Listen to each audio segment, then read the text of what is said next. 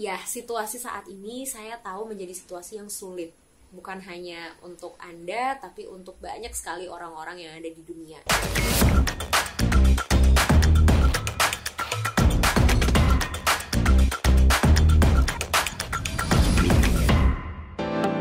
Hai property people, gimana nih kabar kalian yang masih work from home? Kira-kira udah berapa lama aja sih kita nih di rumah aja? Udah ngelakuin apa aja? Terus udah ngerasain apa aja sih kira-kira? Well, gue Indah, hari ini gue bakalan ngejawab pertanyaan dari teman-teman semua yang udah masuk di sosmednya Rumah 123. Kita bakalan coba menjawab satu persatu pertanyaan dari teman-teman, tapi kayaknya nggak mungkin bisa semuanya ya. So, gue akan menjawab beberapa pertanyaan yang mudah-mudahan bisa mewakili semua pertanyaan dari property people yang udah masuk di sosmed Rumah 123. Oke, pertanyaan pertama yang bakalan gue jawab di sini dari @newtriabm. Mau tanya, bagaimana cara menjaga atau mengkondisikan WFH dan kegiatan anak belajar di rumah yang setiap harinya selalu ada tugas sekolah dari gurunya secara online agar semua berjalan maksimal. Sementara kita harus produktif juga meski WFH. Mohon saran dan tipsnya. Terima kasih. Oke, ketika kita memang mau tidak mau harus melakukan segala sesuatu di rumah, itu kan bukan cuma kita nih sebagai orang tua atau orang dewasa, tapi justru anak-anak ataupun adik-adik kita yang usianya masih kecil, yang masih usia sekolah, mereka juga mau nggak mau harus stay at home. Mereka harus mengerjakan semua dari rumah. Nah, gimana nih caranya supaya tidak tumpang tindih antara apa yang harus kita lakukan sebagai orang tua dan apa yang harus anak lakukan? Hal pertama yang bisa dilakukan adalah membuat jadwal. Jadi, orang tua harus punya jadwal bekerja, anak pun harus punya jadwal untuk sekolah. Anak boleh bertanya kepada orang tua kalau misalnya memang ada yang tidak dimengerti di jadwal-jadwal tertentu. Yang penting adalah anak juga harus tahu bahwa kondisinya orang tua mereka juga sedang bekerja. Jadi, anak harus belajar mandiri untuk menyelesaikan suatu permasalahan terkait belajarnya sendiri dulu. Kalau misalnya memang benar-benar tidak bisa, barulah minta tolong sama orang tuanya. Nah, pertanyaan kedua dari Emma Ego ZT. Kak, mau tanya tips dan triknya dong gimana biar WFH nggak terasa membosankan. Secara saya hanya anak kosan yang diamnya cuma di kamar sepetak, terus saya udah bosan banget diam di kamar doang. Thank you. Well, emang sih ya kalau misalnya kita cuma di kamar sepetak, kita juga pastinya bingung gitu kan, mau kemana lagi gitu, kita nggak bisa kemana-mana. Sebenarnya banyak hal sih yang bisa kita lakukan, even kita hanya di tempat yang kecil atau ya tadi misalnya di kamar yang sepetak doang. Dengan cara apa? Dengan cara memanfaatkan segala yang ada di dalam kamar kita. Pertama, kita bisa melakukan hobi-hobi kita yang memungkinkan untuk kita lakukan di dalam. Misalnya apa? Menonton, atau misalnya mendengarkan musik, atau misalnya membaca buku. Itu bisa kita lakukan. Nah, selain itu, kita juga bisa melakukan aktivitas-aktivitas lainnya seperti apa? Misalnya, stay connected dengan teman-teman ataupun keluarga kita. Misalnya dalam waktu 2 hari sekali atau 3 hari sekali, kita bisa video call sama teman-teman kita.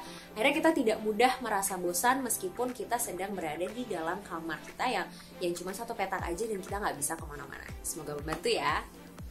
Next,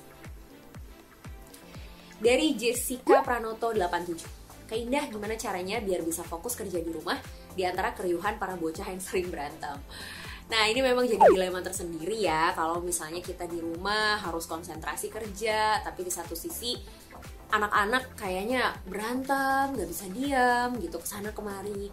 Nah, penting loh sebenarnya untuk anak-anak kita mengetahui kondisi kita di rumah itu bukan sedang libur. Kita ada di rumah, artinya kita juga sebenarnya sedang bekerja. Jadi sebagai orang tua, kita juga tidak usah sungkan untuk mengkomunikasikan sama anak. Kita kasih tahu sama anak bahwa ibu atau bapak itu sedang bekerja loh. Jadi ketika kami sedang bekerja, kalian jangan berantem ya gitu. Atau misalnya ketika kami sedang bekerja, kalian mainnya di depan ya gitu. Jangan di dekat tempat ibu atau bapak bekerja. Nah, memang yang lebih enaknya lagi adalah kalau kita punya ruangan khusus yang bisa kita setting sebagai tempat kita bekerja. Jadi nanti anak akan lebih mengerti bahwa oh, ruangan ini tuh kantornya orang tua saya sekarang loh. Jadi saya tidak boleh masuk ke ruangan ini, saya tidak boleh mengganggu mereka. Dan yang pastinya kita juga harus memberitahu anak-anak bahwa ada jam-jam tertentu loh. Bukan berarti 24 jam kita sebagai orang tua kerja dan anak tidak boleh lari-lari ke sana kemari gitu.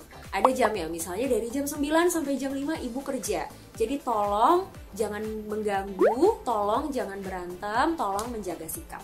Ya, jadi pada prosesnya yang penting dikomunikasikan dan dikasih tahu sama anak kondisi yang sebenarnya sekarang terjadi itu seperti apa, dengan bahasa yang tentunya pasti bisa dipahami oleh anak. Nah, sekarang pertanyaan selanjutnya dari @r508. Bagaimana menjaga sosial dengan orang luar meski kita tetap di rumah? Kegiatan apa yang dapat menarik income di saat ekonomi lesu? Bagaimana menjaga sosial dengan orang luar meski kita tetap di rumah? Justru karena kita disuruh di rumah aja, artinya kita harus membatasi kegiatan sosial dengan orang-orang yang di luar secara langsung. Nah, gimana caranya supaya kita bisa tetap terhubung meskipun kita di rumah aja? Ya dengan cara seperti ini, memanfaatkan teknologi. Kita bisa melakukan komunikasi dengan berbagai cara, bisa lewat text message, bisa lewat phone call, ataupun video call. Nah, jadi memang dalam situasi seperti ini, kita harus sangat memanfaatkan kehadiran teknologi supaya kita pun tetap stay connected dengan orang-orang di sekitar kita atau orang-orang yang berada di luar rumah kita. Pertanyaan selanjutnya tadi dari @r508, kegiatan apa yang dapat menarik income di saat ekonomi lesu?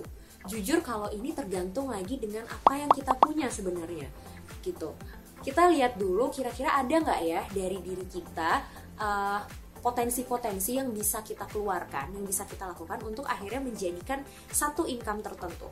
Kalau misalnya ada, manfaatkanlah, lakukanlah. Jadi di sini kita diasah untuk berpikir lebih kreatif tentang apa sih kelebihan kita atau apa potensi kita yang mungkin selama ini belum keluar. Selanjutnya dari @Faris Arnan. Kak, apakah kesehatan mental kita sangat berpengaruh dengan kesehatan fisik? Katanya kalau kita stres jadi lebih gampang terserang penyakit. Bener banget, karena gini loh property people. Jadi di dalam badan kita ini ada dua aspek. Nah, yang satu namanya fisik, yang satu namanya mental. Fisik dan mental ini bukan aspek yang berdiri sendiri, tapi mereka ini adalah satu kesatuan. Jadi pasti saling berhubungan satu sama lain. Kalau misalnya fisik kita dalam kondisi yang tidak baik, itu pasti akan mempengaruhi mental kita. Begitupun sebaliknya. Misal, kalau kita lagi sakit gigi gitu kan, itu kan pasti kalau ada orang di sekitar kita teriak-teriak atau ngomong dengan volume suara yang cukup tinggi, itu pasti kan kita bawaannya jadi emosi, bawaannya jadi pengen marah, bawaannya jadi kesel.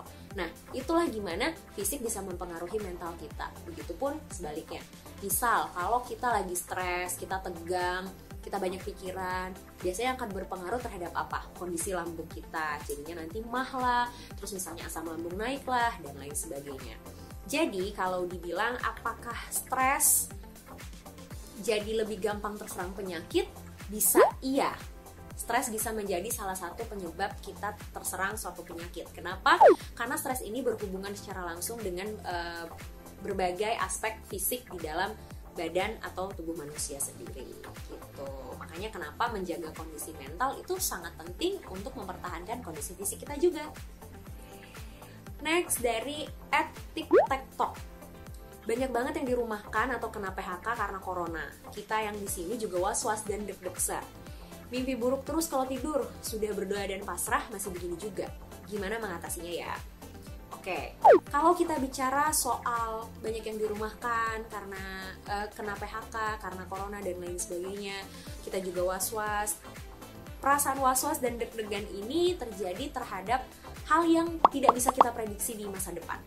Jadi biasanya sesuatu yang tidak bisa kita prediksi di masa depan itu cenderung membuat kita lebih cemas. Itu cenderung membuat kita jadinya lebih was-was atau lebih deg-degan.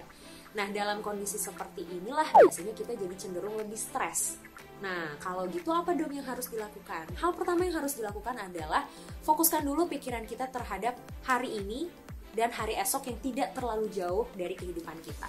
Kenapa? Karena kalau misalnya kita fokus terhadap hari ini dan hari esok yang tidak terlalu jauh, itu masih sesuai dengan kapasitas kita dalam memprediksikan apa sih yang akan terjadi di kehidupan kita. Kalau kita bicara soal gimana sebulan lagi, gimana 2 bulan lagi, 3 bulan lagi, dan seterusnya, itu di luar kapasitas kita. Kita tidak akan pernah tahu persis apa yang akan terjadi. Kecuali kita mempersiapkan sesuatu terhadap apa yang akan terjadi next 1 bulan lagi, 2 bulan lagi, 3 bulan lagi. Jadi fokusnya adalah kita berpikir mencari solusi terhadap apa nih yang harus kita lakukan supaya 1 bulan lagi atau 2 bulan lagi kita tetap happy, kita tetap berada dalam kondisi kita yang baik. Nah, fokusnya mencari solusi, tapi kita juga jangan lupa untuk tetap menjalankan hal atau hidup kita yang saat ini, hari ini, dan juga hari esok itu akan kita jalankan. Gitu. Yang pertama kuncinya pasti tetap tenang dulu, supaya apa? Supaya kita bisa berpikir dengan jernih dan mengeluarkan solusi terbaik yang pastinya efektif untuk permasalahan kita. Next question, @Asyah Kurniawan. Kak, gimana caranya WFH nggak terasa lelah sekali? Setiap lihat layar rasanya lelah dan depresi. Nah, inilah tadi kenapa aku bilang penting untuk membuat jadwal dan perencanaan kerja. Jadi WFH itu bukan berarti kita kerja terus 24 jam di rumah. Enggak dong. Kalau kerja aja kita punya batas waktu. Kapan jam kerja masuk, kapan jam kerja pulang. Artinya begitupun ketika di rumah. Ketika di rumah kita membuat jadwal nih, kita kerja mulai jam berapa dan kita selesai mulai jam berapa. Kalau sekiranya kita merasa kita udah cukup lelah melihat laptop terus-terusan, ya udah kita istirahat dulu sejenak 15-20 menit, kita santai dulu, kita minum dulu, kita cari hiburan dulu sedikit, kembalikan dulu mood-mood positif yang ada di dalam diri kita. Kalau kita sudah cukup tenang, kalau semuanya sudah kembali dengan nyaman, barulah mulai bekerja lagi. Jadi jangan memaksakan diri, jangan nge-push diri kita terlalu keras, karena pada dasarnya kan kita juga pasti butuh istirahat. Next, ada pertanyaan dari @Eugene Lidwina. Kak Indah, gimana menyiasati pengeluaran yang makin membengkak ketika harus WFH begini? Listrik dan biaya makan keluarga juga naik. Gimana supaya tetap bisa jalani hidup sehari-hari dengan cukup walau kita nggak tahu pandemi ini bisa sampai kapan? Oke, terkait dengan pengeluaran, memang jatuhnya banyak sekali hal yang harus kita sesuaikan di sini. Ketika kita mengalami suatu perubahan, artinya di situ pun akan terjadi proses menyesuaikan diri. Nah, proses menyesuaikan diri ini akan semakin sulit kalau hal yang menjadi perubahan ini adalah sesuatu yang sifatnya memaksa. Kalau proses menyesuaikan ini sifatnya memaksa. Nah, dalam kondisi ini, dalam kondisi apapun, proses menyesuaikan diri itu pasti butuh waktu, pasti butuh usaha. Jadi nggak bisa nih, misalnya kita hari ini menyesuaikan diri terus besok kita udah berubah gitu. Nggak juga, pasti butuh proses, pasti butuh usaha. Termasuk dalam mengatur keuangan. Jadi memang kita di sini pelan-pelan mesti melihat lagi kira-kira dalam kondisi seperti ini baiknya seperti apa ya gitu. Yang biasanya pengeluaran kita berapa, sekarang kira-kira dikurangin jadi berapa ya. Nah, itu kan tergantung juga oleh masing-masing rumah tangga misalnya atau masing-masing orang. Biasanya saya kalau ada gaji bulanan yang tetap itu biasanya sekian loh pengeluarannya. Sekarang kayaknya harus dikurangin. Nah, dikurangin di sini kita lihat masih memungkinkan nggak untuk dikurangi porsinya misalnya, atau dikurangi intensitasnya dalam jajan. Hal-hal yang tidak perlu yang biasanya kita lakukan boleh nggak dikesampingkan dulu. Sekarang yang kita penuhi adalah yang wajib-wajibnya dulu aja. Nah, ingat ya, prosesnya pasti butuh waktu dan butuh usaha. Pelan-pelan tapi pasti bisa. Nah, terakhir nih pertanyaan dari @verycriticism. Saya stres bu, di rumah kan tidak gaji. Mau ngapa-ngapain juga terbatas karena faktor ekonomi. Jadi udah bengong-bengong aja, belum aja gila ini. Jangan gila dong. Ya, situasi saat ini saya tahu menjadi situasi yang sulit. Bukan hanya untuk Anda, tapi untuk banyak sekali orang-orang yang ada di dunia. Jadi pada dasarnya, pertama, Anda pasti tidak sendiri. Bukan berarti saya bilang bahwa oh ini nggak seberapa, ini biasa aja, enggak. Saya tahu ini menjadi hal yang sangat sulit. Terlihat baik-baik saja di depan orang pun belum tentu benar-benar baik-baik aja. Tapi dalam kondisi inilah justru kita dituntut untuk bisa berpikir lebih tenang, bisa berpikir lebih cerdas, dan berpikir lebih solutif terhadap apa kira-kira yang harus kita lakukan. Terkait bagaimana kita mengenali diri kita sendiri. Apa sih yang kita miliki? Potensi apa sih yang kita punya yang bisa kita gunakan untuk membuat kita tetap produktif, untuk membuat kita tetap bisa menghasilkan sesuatu meskipun kondisinya sekarang sedang seperti ini. Yang pertama memang yang harus dilakukan adalah itu tadi, berbagi cerita. Jangan lupa tetap cerita sama orang-orang terdekat, tetap curhat, tetap sharing sama orang-orang terdekat, atau kalau perlu datangi bantuan ahli profesional seperti psikolog, psikiater, konsultan, dan juga lain-lain sebagainya yang bisa membantu kita untuk cerita dan mendapatkan insight-insight terhadap problem solving dari si masalah-masalah kita sendiri. Nah, dalam kondisi kayak gini, banyak sekali hal-hal yang bisa kita lakukan untuk tetap membuat kita berada dalam kondisi yang positif. Dengan apa? Misalnya, dengan berada di dekat orang-orang yang kita sayang, dengan selalu meminta dukungan dan didukung pula dari orang-orang tersayang, supaya kita tetap bisa merasa positif dan tetap bisa merasa diterima oleh orang-orang yang memang kita sayang dan selalu mendukung kita.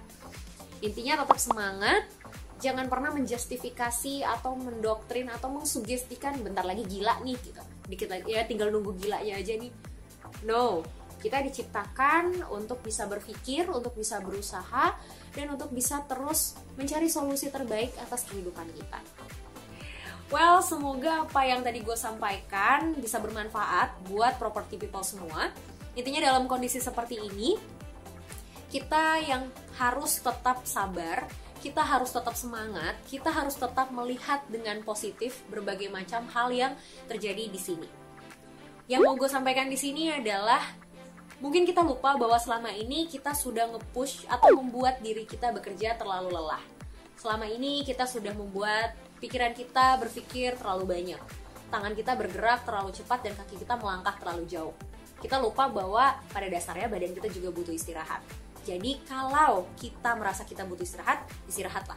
Kalau kita merasa kita butuh kebahagiaan, carilah kebahagiaan. Kalau kita merasa kita butuh hal-hal yang positif, carilah hal-hal positif tersebut dari berbagai macam hal yang sekiranya bisa memberikan dampak-dampak positif terhadap diri kita sendiri.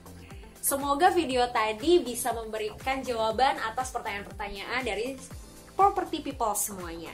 Jangan lupa like, komen, dan juga share video ini. Siapa tahu teman-teman dari property people di luar sana ada yang membutuhkan video ini.